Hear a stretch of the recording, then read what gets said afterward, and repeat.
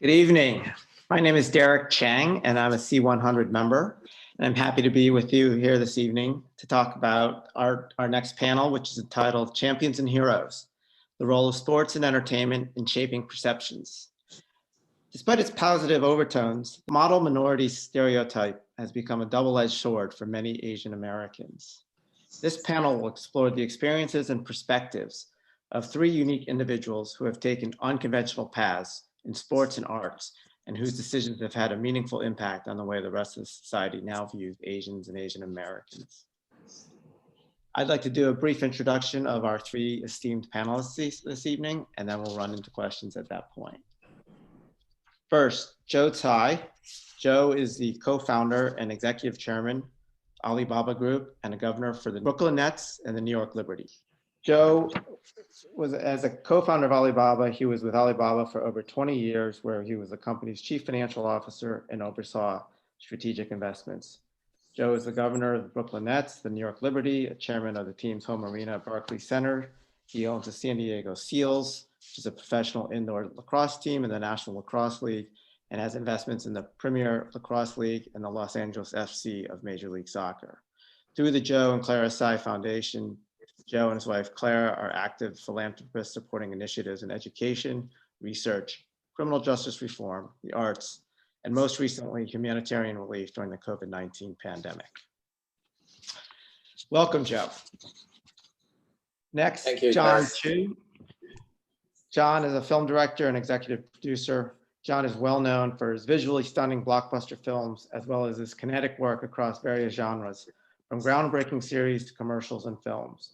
He directed the worldwide phenomenon Crazy Rich Asians, which was nominated for numerous awards.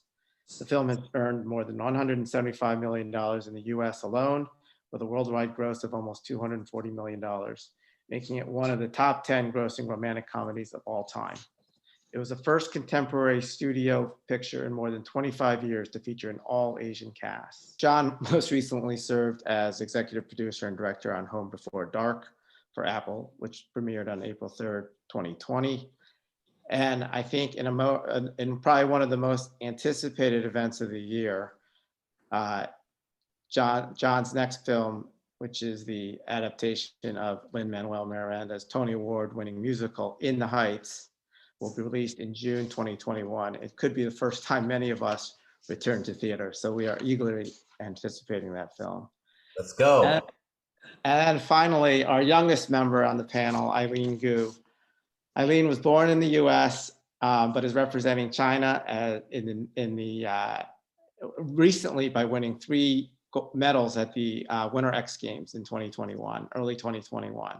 Eileen's from San Francisco. She started skiing when she was only 3 years old and became champion of the junior group of the USA Snowboard and Free Ski Association at the age of 9, before entering the senior ranks when she was 13. Eileen earned her first World Cup victory at the FIS Free Ski World Cup slopestyle in Cesarholm, Italy, when she was 15 in 2019. Eileen will be competing for China in the upcoming 2022 Winter Olympics in Beijing, which is her mother's hometown. And in addition to being an elite athlete, Eileen is also a model. So welcome, Eileen. Thank you so much for having me. So let's get going. First of all, I'd just like to ask all of you, if you don't mind, to just give a little bit of color on yourselves, how you got to be where you are as a premier athlete, sports owner, entertainment director. I think people in the audience would love to hear your stories. Joe, why don't you go ahead? Well, I think since I'm the oldest of this group, I'll start with a little bit of history. I grew up in Taiwan, and my parents sent me to the US to boarding school when I was 13 years old. I spoke very little English when I got to the United States, but quickly learned how to, blend myself into the community. And throughout my career, my motto is to become a part of the community that I'm in, and try to work with people within that community. I started out as a lawyer professionally because my father, my grandfather were both lawyers. And then one thing led to another. I moved to Hong Kong in 1995, went back to New York to marry my wife and brought her to Hong Kong in 96. And worked in private equity for a few years before I met Jack Ma in 1999, and the rest was history. The experience and obviously all the work at Alibaba enabled me to look at some of the other things like buying a sports team. So 3 years ago, I got the opportunity to invest in the Brooklyn Nets, first 49%, and then later bought the whole team. And through the Nets, got to know the NBA, obviously, and they also encouraged me to take a look at buying the New York Liberty, which is the women's basketball team. So that's where I am now, owner of the Brooklyn Nets and the New York Liberty. Joe was my former boss in a way. Joe was on my board when I was running NBA China, and a very big supporter. So I appreciate all that, Joe. And Joe, just to go back a little further for the crowd, Joe and I met when we were in college, actually. And Joe was a senior and I was a freshman. And this is when I first learned how competitive Joe was as an athlete, because Joe was the sort of the captain of our intramural co-ed touch football team. And I, as a new student at school, went out for the team because I figured that was a good way to meet girls. Joe, meanwhile, was like, no, we're going to win. This is how we're going to play. And we're going to do it like this. I was like, whoa, this guy is serious. So that's how I knew that Joe was such a competitive person. And I think at the time, Joe was playing on the Yale lacrosse team, which is he's also a very big supporter of right now. So I was just trying to show off in front of the women on the team. And Derek and I were in the same residential college. So that, if you know a little bit about Yale, that's a very meaningful thing because the residential college is like a community within a community. Correct. Eileen, so I actually have a connection to Eileen also. Eileen's mother and I were classmates at business school at Stanford, which just goes to show how old I am at this point. But Eileen, tell us how you got to be a world-class athlete at the age of 15. So first of all, my mom has said so many amazing things about you. So it's really exciting for me to actually meet you virtually, at least. Yeah, so I started skiing for the first time when I was 3 years old. I was born and raised in San Francisco. So that is a 4-hour drive to the nearest ski resort, which is in Tahoe. So growing up, we were full weekend warrior style. My mom would drive 4 hours on Friday night and Sunday night up and down. And then I would, do the hard work of sleeping in the back seat. All the way up and down. And then as I got a bit older, I learned to do homework in the backseat. I kind of ate my meals in the backseat. I changed in the backseat. So I feel like growing up, I've always had this sense of like balance and time management and trying to grasp every second of my life because I was always so busy. And so, besides skiing, when I was younger, I ran cross country competitively for 7 years. I played basketball, soccer, competitive show jumper and horseback riding. I loved surfing, rock climbing, just everything, right? Like I just tried everything. I did ballet, I played piano for 9 years. And so I feel like overall, a big part of my life has been balance. And so, even until last year, so I'm 17 now. So until I was 16, I was a full-time student. I attended middle school and high school in San Francisco. And I'm really glad that I did because it gave me such an amazing educational background because I've always valued education so much. And so this past year, I became the first person in my high school's history to graduate a year early.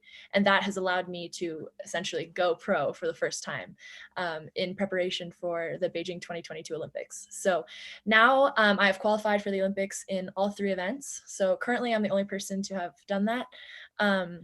In the industry. And so, yeah, this year has been absolutely insane for me. My first X Games, I was, the youngest person competing, the only rookie, and to make history as the first female rookie to win 3 medals at her first X Games was absolutely insane.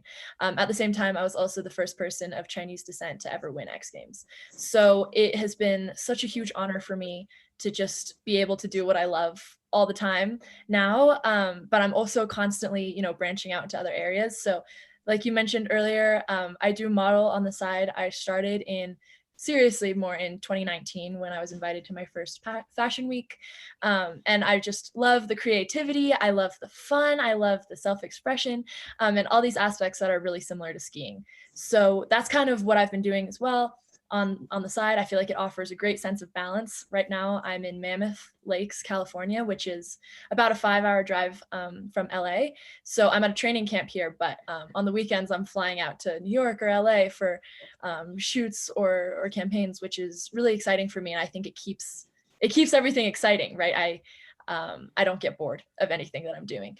And speaking of Stanford, I also just applied to colleges because I'm supposed to be a senior right now because I graduated early. And so I applied early to my dream school of Stanford and I got in. So I will be in the Stanford class of 2026. Right. Thank you. I'm so excited. When I opened the acceptance letter, I instantly started crying and my mom came in and she was like, "It's okay that you didn't get in. Like, don't worry about it." And I was like, "No, I did get in." But yeah, so that's a little bit about me. I'm super proud of my heritage. I'm completely bilingual and have visited China every summer since I was 2 or 3, I think. And so I think having kind of all these different parts of my identity keeps me super balanced. And I'm really grateful to be here. Welcome. That's awesome. That's awesome. And congratulations. Finishing high school early and already getting to Stanford. That's enough in a lifetime right there. Proud nerd. Super proud nerd. So John, we don't actually have that close a connection, but having gone to Stanford and lived in the Bay Area, I've eaten at Chef Chu's many times. Exactly. I was gonna say, speaking of Stanford, that can connect us all. Yeah, I grew up in a family of 5. I'm the youngest. My mom came over from Taiwan. My dad was born in China, but then moved to Taiwan, and came over here from Hong Kong. And so, yeah, being the youngest of 5, I didn't have the as much pressure as my older brothers and siblings. They have a lot more baggage than I do. Growing up around Stanford, they opened this restaurant. It's still there 51 years later. My dad's still in the kitchen. And my mom is still yelling at him. So it's all good. I discovered the camera when I was, I don't know, 3rd, 4th grade. And, we were my parents, when they came over, didn't know any English. They only knew Beatles songs and Elvis songs.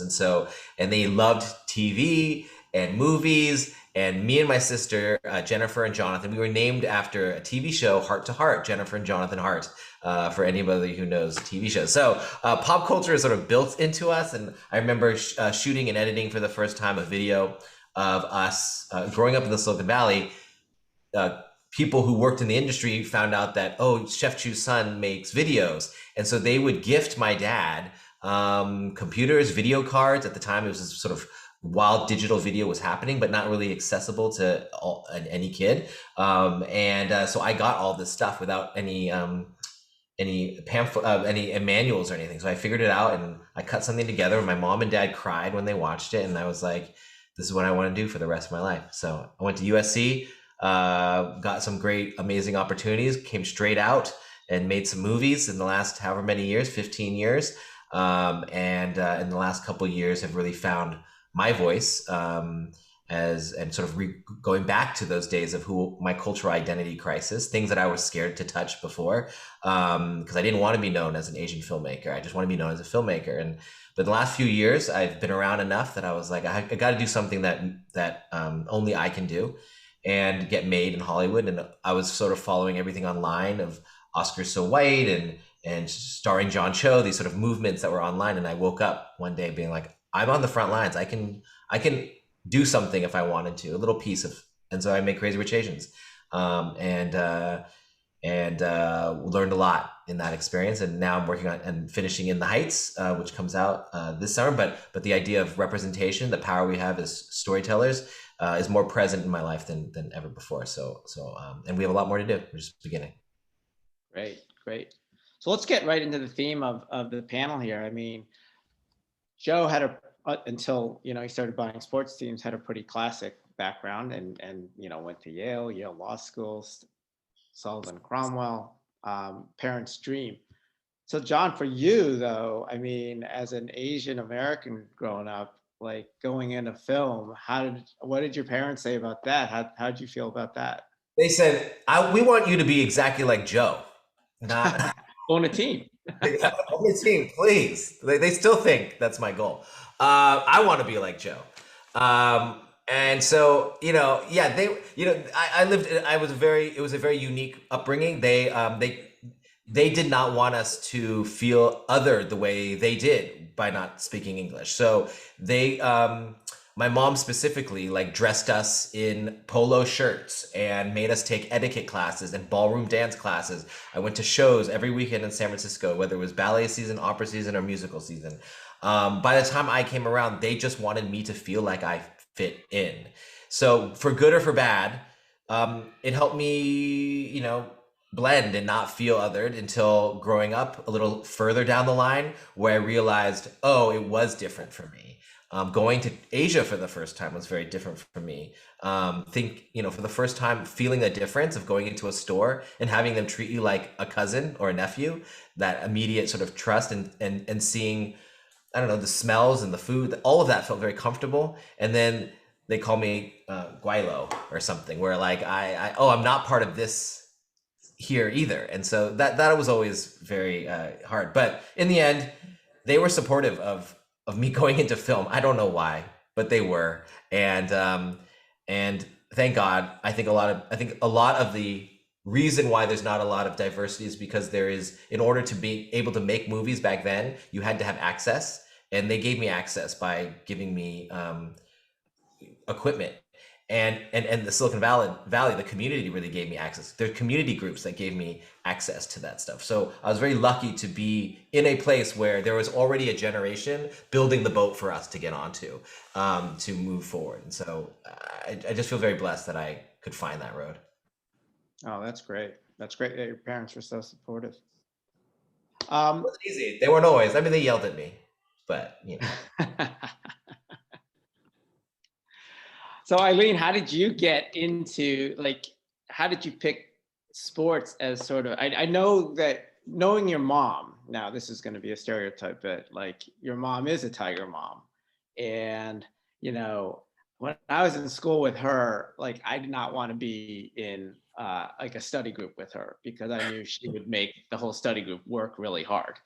And so I can imagine she was right there with you, but I'm sure a lot of this came from your own sort of inner drive. And I guess, how did you pick, the various things that you've gone into as opposed to, something that might be more traditional?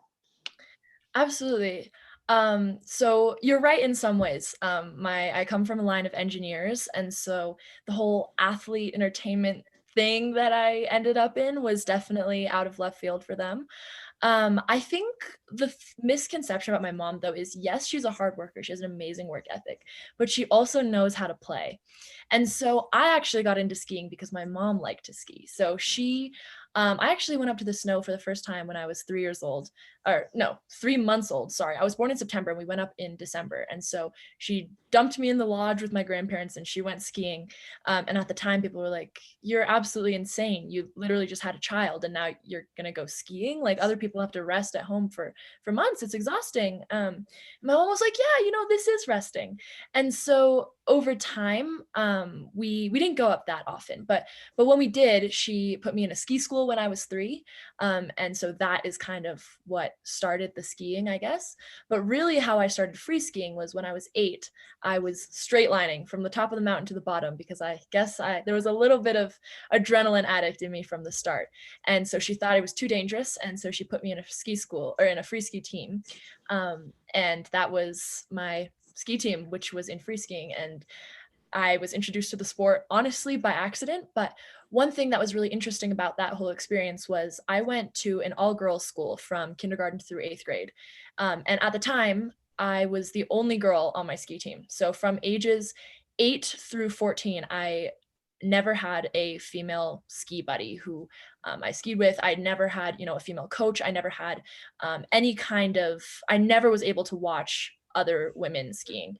And I think that really that impacted me a lot at a young age, especially, being a girl, but also being an Asian girl, right? In free skiing, it's a very white sport. And so in terms of the industry, I'm pretty sure there's only one other girl who is of another race who is not white in free skiing. And so it was definitely something that I noticed from a young age. And then being on top of being a person of color, but also being the only girl there, I think really made me first want to hide every part of myself. I wanted to wear the baggiest clothes possible, and I wanted to act like a boy. And I thought the biggest compliment ever was being told that I was one of the boys. But then, as I got older, I think I definitely felt that sense of pride in my identity, kind of like what John was saying earlier. And now I feel really proud of my heritage, and I do everything I can to be as outspoken as possible. Because to me, I think through my own experience, what I've learned is that representation truly is key. If I had seen, more women in the sport growing up, or more Asian women in the sport growing up, I think I totally would have wanted to commit to the sport a lot earlier. I didn't really commit to it, quote unquote, until last year, because we still were like, oh, are we sure this is what we want to do? Because when I was younger, I'd say, Mom, I want to go to the Olympics. She's like, great, go ahead. It's like saying I want to be the president or going to the moon. But it wasn't really something that we thought was actually going to happen. And I think that it could have happened earlier if I had seen more representation. But what the positive outcome of that is also that I was staying in school this whole time, and I had tons of other interests. So do you think that your success, your recent success, and hopefully your success at the Olympics, will that spur other girls, other Asian girls to take up free skiing? That is my biggest goal. When I was in 7th grade, I gave a public speech on the inequality of women in sports. And then starting freshman year, all the way until, last year in high school, I led groups and discussion groups in my school about misrepresentation of female athletes in the media, about kind of different kinds of disparaging images or stereotypes that can harm female athletes, on the pay gap. And so I think that has always been something that I've been really passionate about. And now, as a female athlete and taking up a space in this sport, I think that really it is something that I actually am given a voice to do. So through skiing, especially to introduce skiing to more young girls in China, especially because it's such a small sport. But leading up to Beijing 2022, I see so much opportunity, especially as 300 million people are turning their attention to this snow sport scene. And I think it's this wonderful opportunity to kind of bring up more energy around the sport culture in China, and especially around younger girls. And hopefully, I can be a part in driving that change. That's great. That's great. I also straight line down the mountain, but that's only because I don't know how to turn. Hey, Joe, you've done so much through sort of the foundation, ownership of the nets, ownership of the Liberty. And then just this last week, a whole new announcement. You've joined a couple of C100 members, Li Lu and Jerry Yang. Can you talk a little bit about sort of your efforts from this past week and what you hope to accomplish with that? Yeah, this is, so last week we launched the Asian American Foundation. I'm one of the founding board members, and as you said, Li Lu and Jerry Yang, other people like Joe Bay, who runs KKR, Peng Zhao, who runs Citadel Securities, are also founding board members. The whole idea came about almost a year ago, when we were contacted by the Anti-Defamation League, the ADL, which does work in anti-Semitism, of course. And they said, we've seen a rising instance of, racial incidents and crimes against Asians because we now have an environment where there's a lot of scapegoating going on in the COVID context. And we'd like to help you out. We have the know-how, the technology to track hate crimes. And so Jerry and I and Li Lu said, this is a great idea. Let's form something. But it took us almost a year to kind of figure out exactly how we want to launch this thing, what we want to do. The the mission of the Asian American Foundation is that first, we want to protect all Asian Americans from discrimination, slander, violence. And then we also said that we needed to do something that's more than that, because this is a fleeting moment. It's an opportunity in the context of anti-Asian hate crimes, but what did the Asian American community want? What can we do to, in the future, benefit the Asian American community? And what we said is to very much to what John Chu's experienced. His parents very much wanted him to belong. They wanted to belong, to be part of the community. That was also my experience coming from Taiwan as a young kid into a completely foreign environment. I very much wanted to fit in and belong. So we said that one of the missions of the Asian American Foundation is to help the AAPI community to pursue a sense of belonging and also to prosper.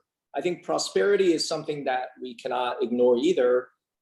There is this sense that Asians are already doing very well. Obviously, there's a model minority myth. We're part of the professional class, lawyers, doctors, earning very good incomes. But if you peel through the data, within the Asian American community, there's a lot of disparity. There's a difference between people that have been here for several generations versus the newly immigrant. There are different geographic, there's East Asians, Southeast Asians, South Asians. We all have very different experiences, but economic disparity is the biggest issue, we thought, and we wanted to help out those that are underprivileged, that people that are under-resourced. Okay, so that's kind of how we defined our mission. And then, how do we do it? So we actually came across a study. Over the last 10, 20 years, if you look at all the foundation giving to the AAPI community, it constituted less than 0.5% of total foundation charity given to the AAPI community. We said, well, that's not right. So obviously the problem is we're under-resourced, there's not enough funding. So that's why when we launched the Asian American Foundation, the board ourselves have stated a commitment of $125 million. And we've also stated that we've already raised from the corporate community another $125 million. So we now have start with 250. We launched the AAPI Giving Challenge. So we're now going out to the broader corporate community and the foundation community and hope to raise more money so that we can help other AAPI organizations and communities as we become sort of a funder of the work the good work that they do. We also do a few projects on our own focused on anti-hate, data and research, because we think it's very important to understand the peel through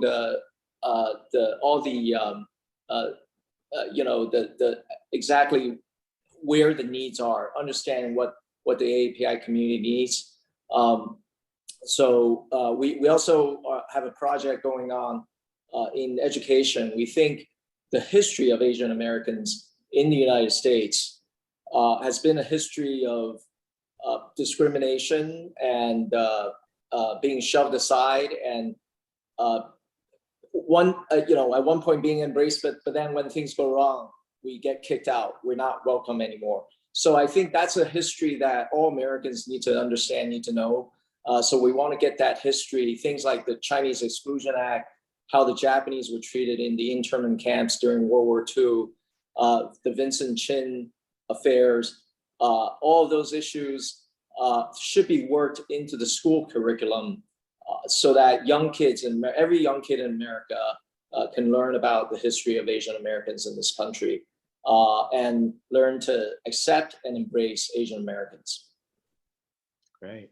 That's fantastic. Congratulations to you and all those folks that you put that project together with, Joe.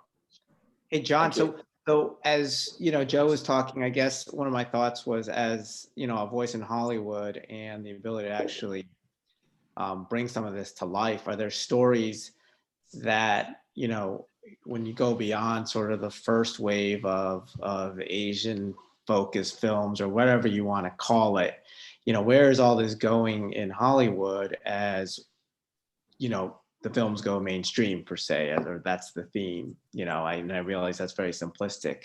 How do you think about that? Are there sort of stories coming out of the diaspora of sort of the Asian community and the history and getting under several different layers here? When I hear Joe talk about the disparity of the model minority myth and also what people believe is happening with the reality of what's happening, and you follow the money and you see that there is no funding for the organizations that need to help fix that. I think that there's a lot of responsibility in storytelling.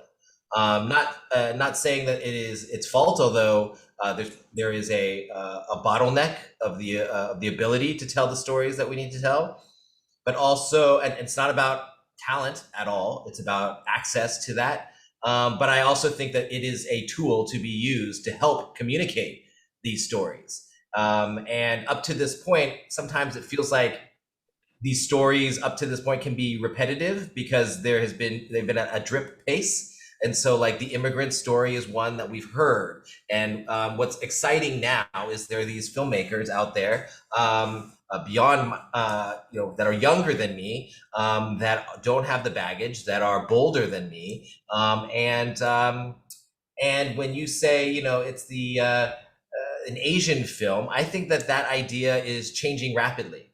And I'm excited for what this next chapter of storytelling will be, because it won't just be the immigrant story. And by the way, everyone has, you can't tell an artist what to do. Everyone, I despise saying who can tell what story and who can't. However, when a group of people are not allowed to tell their own story, that's a problem. And the fact that we're now at the table, and when people disagree with the way I did something in a movie that I've done, and the debate is had, like that's great. That's freedom. That's like, wow, we finally get to talk about these issues of who gets to play Asian characters in Asian movies, and we get to decide how that is. Oh, we get to complain about who you get to make fun of. I get to make fun of my mom. I get to make fun of this person. Or do I? And how do I get to make fun of that? And it's not someone else telling us how we get to criticize or praise our own people. It's us. And so the messiness that we're going through, that we will be going through, we're not even quite there yet. Like the variety of stories that are going to be told, and then the debates amongst ourselves that we're going to be going after to figure out what the rules are for further generations. This is all going to be really healthy if we keep it healthy. If we don't kill each other first, and that we all know that this process of finding how we're going to tell our history, current and past and future, is something that we get to decide together, even if we don't agree about how we do it. Like we're in literally the beginning of this. And I believe that as more money comes into it, not just support for that, but the audience, you talk about the Marvel Cinematic Universe, wait until you see this Asian America Cinematic Universe of stories that have not been told on that. That is going to save cinema. It's not just a requirement for movies now. It is what will save movies now, because it's stories that we have not seen before. So there's a lot of, so I just rattled off a lot of stuff, but this is the point we're at. This is the moment where the more stories we tell, the better. The more controversy it creates, and the more history that we get to put out there, the better. This is the generation that doesn't have to memorize stuff anymore. They're going to look it on the internet, and we need to flood the internet and media with how we want to be seen, because that's how people are going to find it, and we're creating the foundation for what that is. So I thought a lot about what the power of story is, and I think this is where we're at right now. So the more, the merrier.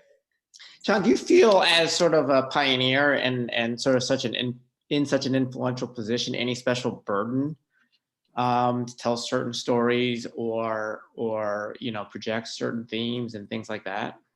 I mean, maybe I had fears of that before, of like what will be my burden. But I don't feel that anymore. I feel like I'm not alone in this, and I'm not the only, I'm not the first, I'm not the last. I'm literally like just a blip on the map. I just make movies. I just tell stories, and I know how to get it done. I know how to make it entertaining, and that's what I'm doing. The responsibility of how and what stories we're telling is for all of us. And I had to come to that conclusion a bit. I had to beat myself up a bit, feel bad about things, and then realize like, I can't make 18 movies at once and satisfy everybody. But as a community, I did not necessarily choose myself to be making this movie. The community got into my head, and it led me as an artist to say, this is urgent and this is necessary, and you know how to make this movie. Do it. Not by someone sitting down and telling me, just by reading and educating myself. And I believe that it's us together that are influencing or planting the seeds in all these great artists that are coming and are here or haven't had the opportunity, are older than me and have not had that opportunity, and now getting it. Writers, directors, executives, even reporters who write about these things. Like, it's a whole community moving, and that's you can't feel that's before you could feel alone, because sometimes these communities couldn't communicate because there's like territories, like, oh, we can be the only Asian group about this. You're the only Asian dude in this club, because 3 Asians in this club, suddenly it's an Asian club. And you know, this is in our head. This has been embedded in our brains. And at a certain point when you're all looking at each other, like, how did this get in our brain? And we have each other now, and we're going to root for each other. I even felt this, like, even on set, you know, I used to look at another Asian dude on set and be like, don't mess this up for us. Like, better be good. I hope you're good at your job. Instead, now I see an Asian guy on set or girl, and I say, I got your back. Like, we got you. And I feel that across all industries. I feel that, I don't know how that changed. I don't know when that changed. Something happened. And now I look at everybody and we like give fist pumps. So it's not me. Took all the pressure off. Now I get calls whenever anyone calls me out on anything. I get calls of support, like, hey, don't worry, just hear it, learn it, and move forward. And I'm like, great. That's called a community. It's great to see that progress. So Eileen, when you compete at such a high level, I imagine going to these events, I mean, you're so focused on the competition and beating sort of your competitors, but at the same time, being, on stage or being in sort of these settings where you're meeting folks from around the world, how do you balance sort of, the competition piece with really, the exposure and the learning from people of other cultures, and what's that experience like? Absolutely. I think that, there's everybody, especially in an individual sport, right? Everybody is competitive, but being competitive doesn't necessarily mean disliking your competition. And I think that is kind of a key thing in, kind of wanting to improve yourself, but also being able to learn from those around you. So, for example, a few weeks ago, I was in Switzerland filming for a ski part with one of my sponsors. And I was staying in a house with, I think, 5 or 6 other girls. And so there was me, there was one girl from the US, 2 girls from Switzerland, a girl from France, and a girl from Norway. And every night of the week, we get in the first night, and I suggest that every night of the week we cook a different kind of cuisine. And so on one night we get our Norwegian meatballs, and on the other night we get raclette. And so on my night, I decided that I wanted to make dumplings. And so I texted my grandma and I asked her for the recipe, because we had grown up making them on New Year's or Chinese New Year, and just for special occasions. And so I thought that this would be a great idea. The problem was she would send me things like, stir the dough until it feels right, or add enough water into the filling so that it is moist enough. And I'm like, okay, cool. But those cultural things, I think, are exactly what makes it all unique, right? Like, that's why my grandma's dumplings taste different from my mom's dumplings. But we ended up making them, and it was absolutely spectacular. One of my friends from Switzerland actually ended up asking me how to make them afterwards so that she could show her friends back in Switzerland.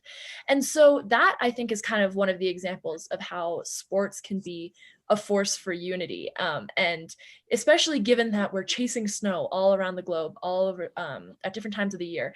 And so we are constantly moving to different locations together. And so we're experiencing all these new cultures and forging friendships and learning about communication and all the different kinds of foods and nuances of culture in the different places that we go together. And we're kind of experiencing that as a collective. And so I think that in that way, sports are truly something that are free of necessarily nationality, race, gender, whatever, because you have the ability to connect over sport. What I mean by that, though, is not that I don't notice those things, because like I said before, as a extreme minority in the sport, I 100% feel it at times, but it also, I feel like, gives me this sense of power because I am the one who has the ability to educate others on experiences that they might not have known. And because we have this common ground of sport, they're willing to listen and we're able to communicate to each other. And I'm making friends that I wouldn't have been able to otherwise. And so I was also really interested in something that John said about how everybody's like searching stuff up on the internet now, and how the internet kind of is our reality and how important media is. Because as a young person, I use social media all the time. And so recently, I've started trying to make my Instagram or whatever, my social media presence. Yes, it's about skiing. Yes, it's about, all of these things that I'm passionate about and about myself, but also trying to use my platform to, educate others. So, in light of the rise of violence against Asian Americans, I posted a lot of things that I felt like were really relevant. I posted about my grandma. I posted about my experiences growing up in San Francisco, and experiencing one of my first kind of encounters with extreme racism in the flesh. And so I think that these are things that people really wouldn't have known and otherwise. And so it really is about amplifying voices, and all these different kinds of voices, because like John said, it's not about one person's story or like kind of all Asians experience this one thing, but really just kind of giving the mic over to Asian people who for so long have kind of had this stereotype of, working hard and being really smart in school, but not necessarily being very bold and brave and standing up for themselves and making huge influences in culture. And so I think this is a really, really exciting time because so many people are starting to talk more and starting to tell their stories, and starting to inspire others. So my biggest goal is just to be one of those people, to tell my own story, and to amplify the voices of the stories that I find valuable. That's why it's also really important. Like people like Eileen and Joe, like the amount of times their names have come up in just regular conversations about someone to look up to or aspire to be like that sparks conversation. That gives us like a flag in the ground. And I just think that that's really, really important, that everybody, the more we do that and the more people we can put up on the pedestal and aspire to be like, this is not a charity. This is not a sad story. This is like, we're reaching to be like these people. And you don't have to be Asian to aspire to be like them. I think that's so powerful. Derek, I would like to echo what John said, about, I think there is a criticism that Chinese Americans or Asian Americans don't help each other out. And that the narrative is that we're all kind of selfish, trying to get ourselves into the door, but not help other people. I think what's going on is that there is this mental quota that John is talking about. If you got yourself into an exclusive club and you're the only Asian and you're like, hey, I got lucky or whatever. But ironically, it becomes weird when a second Asian or a third Asian person comes into the club. And this mental quota, we have to get rid of it. I don't think it's our own fault. It's been imposed upon us by society. So,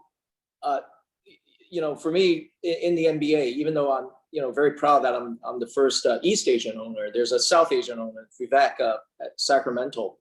But I would like to see more Asian owners in the league, coming into the league. I would welcome them. And we really have to throw away our sort of that mental yoke that says, oh, only 1 or 2 Asians are supposed to be in this exclusive club. We'd like to see more. I really want to echo what John said on that point.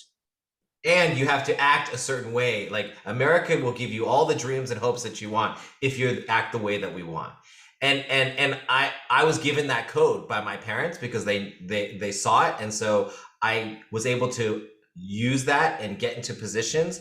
But at a certain point, you've got to either release the baggage of your parents and say, this is a new day, and it shouldn't be like that, and we actually should value the differences between us, that you and all the insecurities that I had, all the things that I actually used to get access in a way, for right or for wrong. Like there's new rules that we need to be writing, because now we're in charge, and if we buy into the things that were set up before, then we're just continuing that, continuing the system in that way. Right. Joe, I didn't realize that, the challenges of becoming an owner in the leagues. I thought all you needed was a lot of money to buy a team. Well, I have to say credit to the NBA, the whole league, from Adam Silver to all the other owners in the league, welcomed me with open arms. And now the Nets are the most hated team in the league. So It's good. but I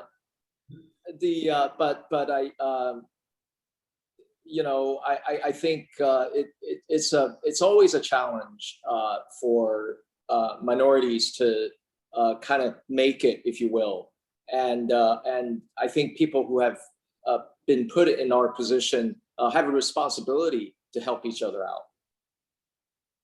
Mm-hmm. Well, this has been a great conversation. We are sort of coming to the end at this point. So what I thought I'd do is just ask each of you a last sort of set of questions and just go around here.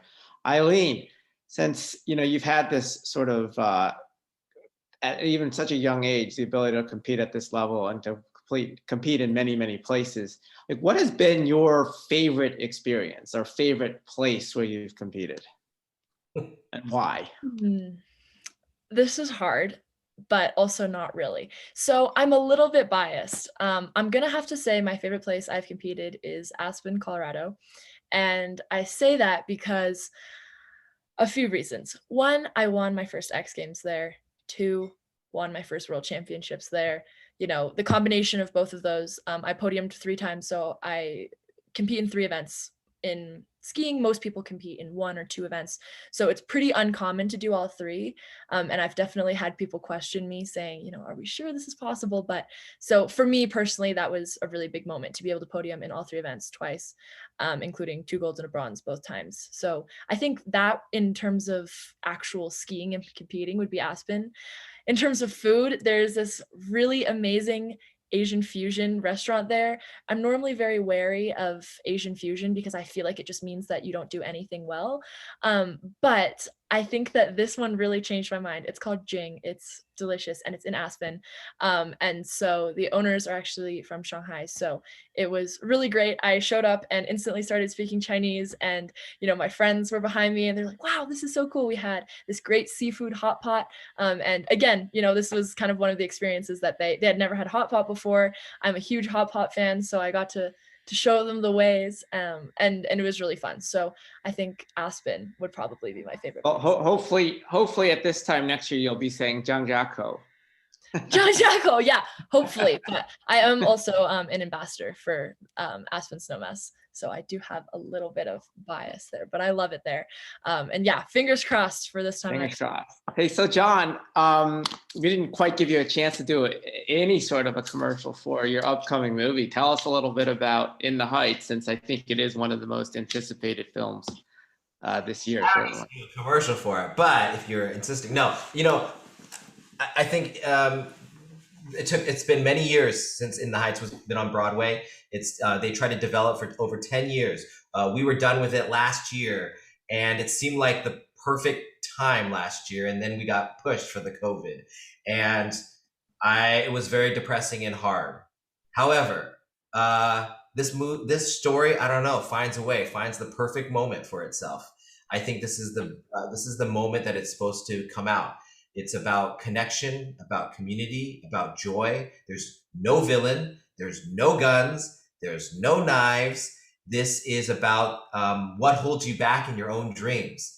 And it is beautiful. Every inch of it is beautiful, not because of me, because of the people. We shot it in Washington Heights. And I think I learned a lot. I think I learned a lot in Crazy Rich Asians, but coming into this, I couldn't use my own instincts in terms of the specificity of their story. I knew the parts that I could, which is I knew what it felt like to grow up in an immigrant community where your aunties and uncles put their history on you and have expectations, and you have to navigate how you take that. But with this community, the Latinx community in Washington Heights, it was beautiful. I just got to discover every day something more and more beautiful. Even when they yell at you on the street like family because you parked in their spot shooting a movie, they welcomed you in the thing, and they protected you. And they music literally would come from every window and through the streets. And they took care of each other, and they worked hard to take care of each other. And I loved being able to use our cast to guide the details, because the details are the sharpness of the blade. The specificity cuts through to people, Latinx or not. And so I love, to me, that's what this movie's about. That it shows you things you can't unsee. It is a window to another world, but at the same time, a mirror to see where you are right now. And we are, as America, who we are, as we're trying to define that, or trying to redefine what is historically been on paper, or reaffirm what people have been trying to change about what America is. I love it when people have seen our movie and said, this movie feels more New York than any movie's ever made. That gives me so much joy, because the reason why it feels more New York is because that Latinx community is ingrained into New York City. It is New York City. And so I'm just excited for everyone to go watch it. And if you feel safe and you got vaccinated, to watch it together with your friends, your family, and total strangers, because the power of sharing our images together, our food together, our music together, and then you go out and you eat together and share that with your other friends. Imagine the power that when you vote together. Imagine the power when we get to decide what the rules are, because America's going to look like that. The Asian community, the Latinx community, we're growing faster than any other community, the Black community. We all have, not just within ourselves, but together, we may have very, very different struggles, and we do. But the solution to them is the same. And it's as simple as it is, it's about sharing. Because when we share, our human instincts kick in, and you can't unsee another human being like that. June 11th, theaters, or HBO My Max. family and I are all very eagerly anticipating I think it's June 18th it opens here in London. No, So we're maybe excited. London. Maybe London. Yeah, you're right. You're right. Yeah. All right, Joe, I'm going to end with you. So, hypothetical. The Yale lacrosse team is playing in the finals of the NCAA, and the Brooklyn Nets are playing in Game 7 of the finals of the NBA. Of the NBA, yes. Which game do you go to? Same day, which game do you go to? Well, it's no longer a hypothetical when you, because the Yale lacrosse team has won the national championship. We won in 2018, but I've actually, as a parent, I've been in that same situation. I'm not going to answer the question, but I'll tell you how I dealt with it. I've had situations where the Brooklyn Nets were playing, there was a lacrosse game, and then there's my son's lacrosse game at home. So I actually went to my kids' games, and I had multiple iPad and phones and everything had other games on the screen. And I raise that example because I think, as parents, we need to encourage our kids not just to study good grades and get into Stanford, but just like Eileen's mom encouraged her to explore her potential, in all aspects of life. And my kids are, happen to be fairly athletic, and I've encouraged them to play middle school sports, high school sports, club sports, because in the United States, you have to play on certain club teams to kind of get better, get selected into the next level. These are the things I think parents need to focus on, because I think participation in sports can teach you a lot about life. It's not just about teamwork and discipline, but it's about how to take losses. If you think about it, you're not going to win every game. You're not going to have an undefeated record in life. So learning how to take setbacks, learning how to not do well on an exam, but then bounce back. I think right now, if you look at China, the whole Gaokao system is quite challenging, because you have one shot in your life to get things right, and then it changes the course of your life. And when kids are faced with that kind of decision, it's very, very difficult. I think, as a parent, you want to set up your kids to afford them the opportunity to fail multiple times, so that they taste setbacks, and then they learn how to bounce back. When, on a team, when you lose a game, the immediate thing you think about is, okay, next practice, what can I do to get better so that in the next contest, I can win the game? So I think, being able to deal with setbacks, taking losses, is one of the most important lessons in sports. And every kid, whether you're athletic or not, should learn how to do that. I think that's really well put, and I think that's a great way to end this panel. So I just want to say thank you to all of our panelists. Joe, let's hope the Nets turn around their 4-game losing streak and go on to win the championship. John, let's hope for a very, very successful In the Heights premiere here and a good run. And Eileen, good luck at the Olympics, and we're looking for gold, okay? Thank you so much. And to the audience, thank you all for tuning in, and we hope you enjoy the remaining conference and the rest of the sessions. Thank you very much. Thank you all. Thank you.